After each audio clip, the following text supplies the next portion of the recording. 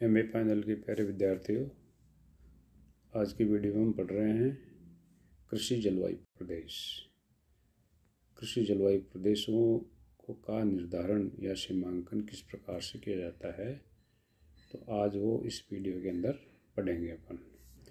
वैसे कृषि और जलवायु के प्रदेशों का सीमांकन किया जाना एक बहुत ही मुश्किल और जटिल प्रक्रिया होती है, क्योंकि कृषि के तत्वों और जलवायु के तत्वों में आपस में सामंजस्य और समायोजन बैठाना बड़ा महत्वपूर्ण है।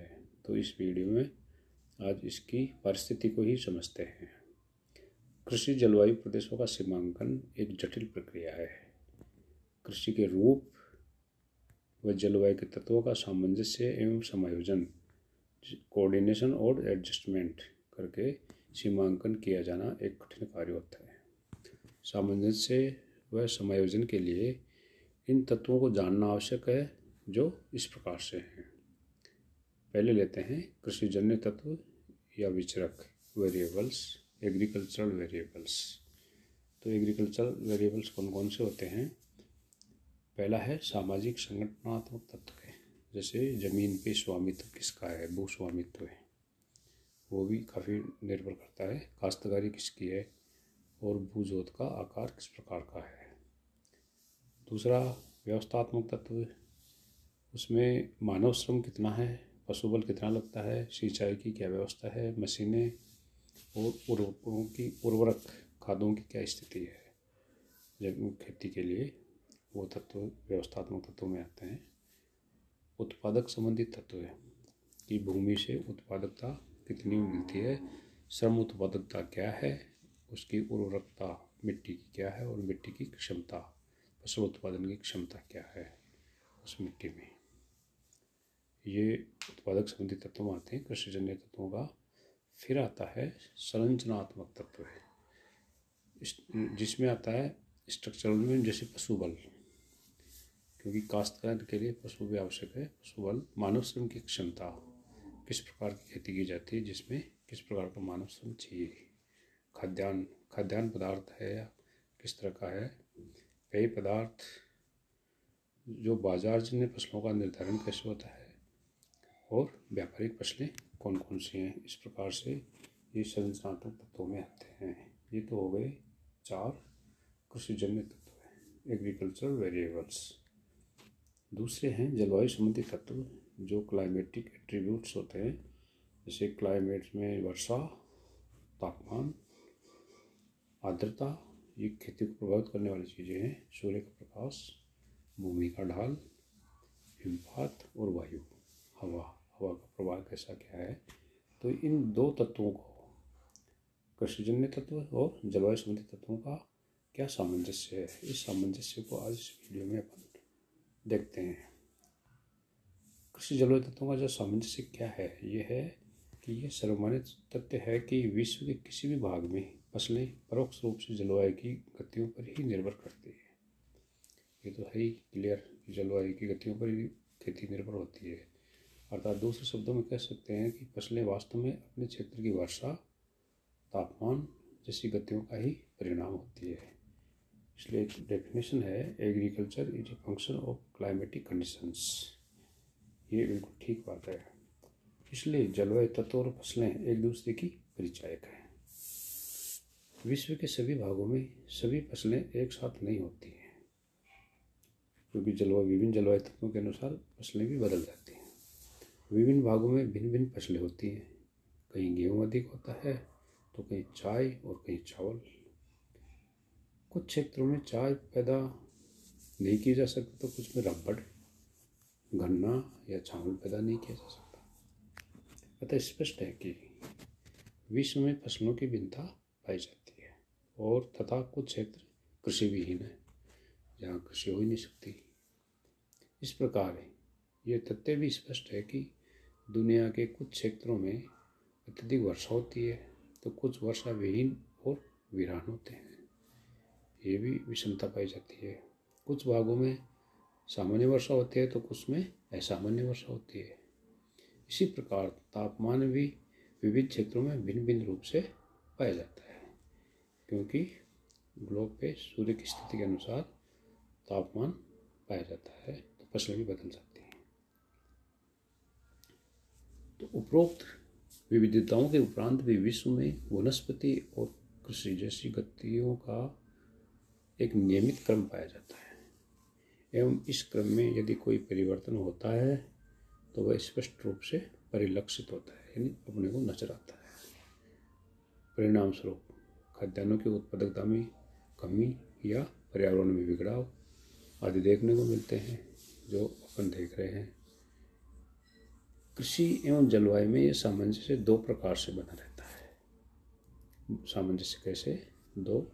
पहला ग्रोथ के रूप में, यानी वृद्धि के रूप में। दूसरा डेवलपमेंट के रूप में, विकास के रूप में। तो सबसे पहले लेते हैं ग्रोथ, यानी वृद्धि के रूप में कैसे बनता है। वृद्धि के रूप में यह पौधों की आंतरिक प्रक्रिया होती है वृद्धि, जिसमें इनके जनक जीन्स प्रभावित होते हैं। यह एक प्रकार से जीव तत्व प्रक्रिया, जेनेटिक प्रोसेस का परिणाम होते हैं। सभी जीव, जिसमें पशु पक्षी पेड़ पौधे, इसी प्रक्रिया का परिणाम होते हैं एवं अपने अपने वंश को आगे बढ़ाते हैं। मानव भूगोल में ब्रूस हुए हैं, उन्होंने उत्पादक व्यवसाय के रूप में माना है। उत्पादक प्रोडक्टिव ऑक्यूपेशन के रूप में माना है, जबकि जैव भूगोल में इसे जीव प्रक्रिया, जेनेटिक प्रोसेस का परिणाम माना है। तो जैव भूगोल वालों ने इसको जेनेटिक प्रोसेस दिया और मानव भूगोल में इसको प्रोडक्टिव यानी उत्पादक व्यवसाय के रूप में माना है इस प्रक्रिया को। तो ये तो हो गया वृद्धि, जो अपने अपने दृष्टिकोण से देखते हैं। दूसरा विकास, डेवलपमेंट। यह गति जीवों, पेड़ पौधों एवं पशु पक्षी में बाहरी वातावरण से प्रभावित होती है एवं इनका बाहरी रूप से विकास करती है। तो दिखता है अपने को, मानव अपनी आवश्यकता अनुसार इस विकास क्रम को गति प्रदान करता है। इस विकास प्रक्रिया में, इसके जो डेवलपमेंट की जो विकास प्रक्रिया में वर्षा, तापमान, सूर्य, भूमि का ढाल, वायु आदि के साथ साथ मानव विकास की क्षमता का भी पूर्ण प्रभाव पड़ता है इसमें विकास के अंदर। यही कारण है कि पौधों के जीवन काल में एक और पौधे अपने ही वंश के आधार पर वृद्धि कर बाहरी गतियों के प्रभाव से अनुवांछित विकास करने में सफल होते हैं। वास्तव में देखा जाए तो दोनों ही तथ्य एक दूसरे के पूरक हैं और प्राकृतिक वातावरण में समतुल्य विकास करते हैं। जहाँ वातावरण अनुकूल नहीं होता, वहाँ इनकी वृद्धि और विकास में अंतर देखा जा सकता है। यही कारण विश्व में पौधों की भिन्नता का है, क्योंकि विभिन्न पर्यावरण की दशाओं में पौधे विभिन्न रूप में समायोजन करते हैं। बायोजियोग्राफी यानी जैव भूगोल में जॉय टिवी ने इस सामंजस्य एडेप्टेशन की सीमाओं को वनस्पति आवरण के संदर्भ में इस प्रकार से व्यक्त किया है। जैसे उन्होंने कहा है, ट्रोपोफाइट कौन से पौधे होते हैं? उष्ण प्रदेशों में होने वाले पौधे को ट्रोपोफाइट कहते हैं। Plants which sustained in tropics, उष्ण प्रदेशों में होने वाले। दूसरों को उन्होंने, जैव भूगोल वालों ने दूसरा नाम है जीरोफाइट। वो तो उष्ण वाले थे ट्रोपोफाइट, ये जीरोफाइट होते हैं मरुस्थलों में होने वाले पौधे हैं, उनको उन्होंने जीरोफाइट नाम दिया। Plant which sustained in desert environment.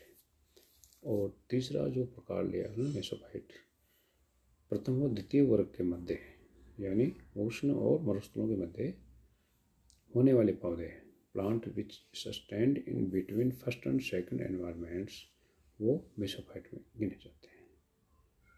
तो इस प्रकार से ये विकास और वृद्धि को इन्होंने देखा जैव भूगोल वालों ने।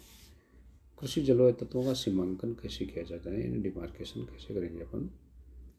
तो कृषि में विभिन्न प्रकार की फसलें, जैसे खाद्यान्न, पेय पदार्थ,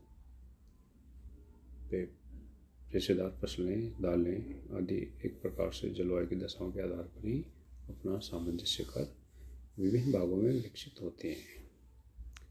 इनके क्षेत्र जो हैं वो विशेष जलवायु की अनुकूलता के आधार पर ही निश्चित होते हैं उन कृषि फसलों के। लेकिन जब दोनों जलवायु एवं कृषिजन्य तत्वों का मिश्रण कर सीमांकन करने का प्रयास करते हैं तो कुछ जटिलताएं उत्पन्न हो जाती हैं।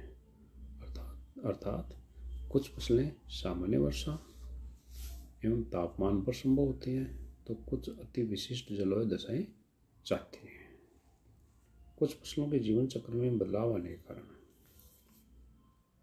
सामान्यतया जहाँ पहले जिन क्षेत्रों में होती थी वहाँ अब नहीं होती है, या फिर वर्षा एवं तापमान में बदलाव होने के कारण फसलों के क्षेत्र सीमित होकर रह जाते हैं। तो ये भी अपन देख रहे हैं। इस प्रकार मानवीय विकासीय गतियों ने कृषि के क्षेत्रों को व्यापक बना दिया है। ये विकास की गतियों ने, मानव की गतियों ने इसके क्षेत्रों को भी बदल दिया है और फसलों की आनुवंशिकता को भी बदल दिया है। ये मानवीय विकास का प्रभाव है। उपरोक्त तथ्यों को और अधिक स्पष्ट शब्दों में इस प्रकार से व्यक्त किया जा सकता है कि विश्व में गेहूं की खेती 16 डिग्री सेल्सियस से 18 डिग्री सेल्सियस तापमान वाले क्षेत्रों से बढ़कर अब जहां 10 डिग्री सेल्सियस तापमान उपलब्ध होता है उन क्षेत्रों में भी की जाने लगी है। ये मानव विकास का ही परिणाम है। चावल की कृषि सामान्यतः उन क्षेत्रों में की जाती रही है जहाँ 200 सेंटीमीटर से अधिक वर्षा होती है एवं नदीकृत मिट्टियाँ हों, लेकिन अब चावल की खेती सामान्यतः वर्षा यानी 100 सेंटीमीटर से कम वाले क्षेत्रों में भी की जाने लगी है। इस प्रकार से ये ग्रीन हाउस के हिसाब से यानी विकास के हिसाब से खेतियाँ में बदलाव आ गया है। विश्व के अनेक क्षेत्र ऐसे हैं जहाँ पहले कोई फसल नहीं होती थी, लेकिन आज वह हरे भरे क्षेत्रों में माने जाते हैं, जिस पर उस क्षेत्र की बहुल जनसंख्या अपनी आपूर्ति करती है, यानी बहुत सारी जनसंख्या को रोजगार मिलता है और निर्भर होती है उस क्षेत्र में। रूसी साइबेरिया एरिया काफ़ी ठंडा एरिया है, आज गेहूं और कपास की खेती के लिए विश्व में प्रसिद्ध क्षेत्र बन गया है, जबकि कोई टाइम ऐसा था कि वहाँ पे खेती किया जाना संभव नहीं था। काफ़ी ठंड होने की वजह से टेम्परेचर वहाँ कम है। उपरोक्त उदाहरणों से स्पष्ट है कि कृषि में विभिन्नताओं के कारण कृषि प्रदेशों की जटिलताएं भी बढ़ी हैं।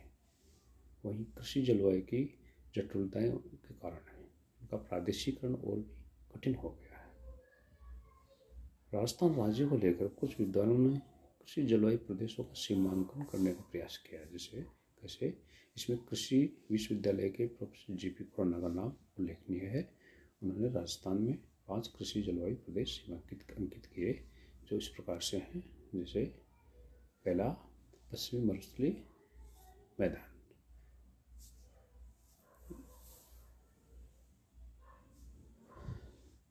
जिसमें उत्तरी सिंचित मैदान शामिल किया जाता है, इरिगेटेड नॉर्थन प्लेन कहलाता है। दूसरा जो था अंतः प्रवाही, जिसमें लूनी बेसिन के मध्य मैदानी को सम्मिलित किया है। अंतः प्रवाही कौन होता है? वो पानी जो बाहर जा करके वहीं सोख लिया जाता है, बाहर नहीं जाता है, वो अंतः प्रवाह क्षेत्र कहलाता है। तो लूनी बेसिन वाला के मध्य वाला मैदान। तीसरा जो ट्रांस यमुना मैदान का पश्चिमी भाग, जहाँ पे पूरी बाढ़ग्रस्त मैदान को इसमें सम्मिलित किया गया है। चौथा है अर्ध आर्द्र दक्षिणी मैदान, वो है अरावली पहाड़, जिसमें आर्द्र दक्षिणी पूर्वी मैदान को शामिल किया गया है। पांचवा था दक्षिणी पूर्वी आर्द्र मैदान, जिसमें उपरोक्त कृषि जलवायु प्रदेश अपने रूप में पूर्ण नहीं कहे जा सकते, क्योंकि इनमें अनेक विसंगतियां हैं। जैसे सभी विभाग जलवायु के नाम से जाने जाते हैं, इनमें कृषि का कहीं भी उल्लेख नहीं है। ये जलवायु के ही विभाजन बताए गए हैं, इसमें कृषि का उल्लेख नहीं बताया गया, इसमें जलवायु के विभाजन बताए इन्होंने। ये जलवायु प्रदेश राज्य में विभिन्न जिलों और इकाई में विभक्त है तथा कृषि का वितरण इनके अनुरूप नहीं मिलता है, ये भी अपन ने जान रहे हैं। अधिकांश विभाजन जलवायु प्रदेशों से लिया गया है और इनमें फसलों एवं पशुचारण जैसी गतिविधियों का उल्लेख नहीं मिलता है, केवल जलवायु खंड बता रखे हैं इनमें। और इससे यह है कि ये वर्गीकरण का आधार स्पष्ट नहीं है। अतः तकनीकी विधि के अभाव में इस प्रकार का सीमांकन वैज्ञानिक नहीं कहा जा सकता। इसलिए इस प्रकार का प्रयास अपने आप में एक परीक्षण मात्र है, सर्वमान्य तथ्य नहीं।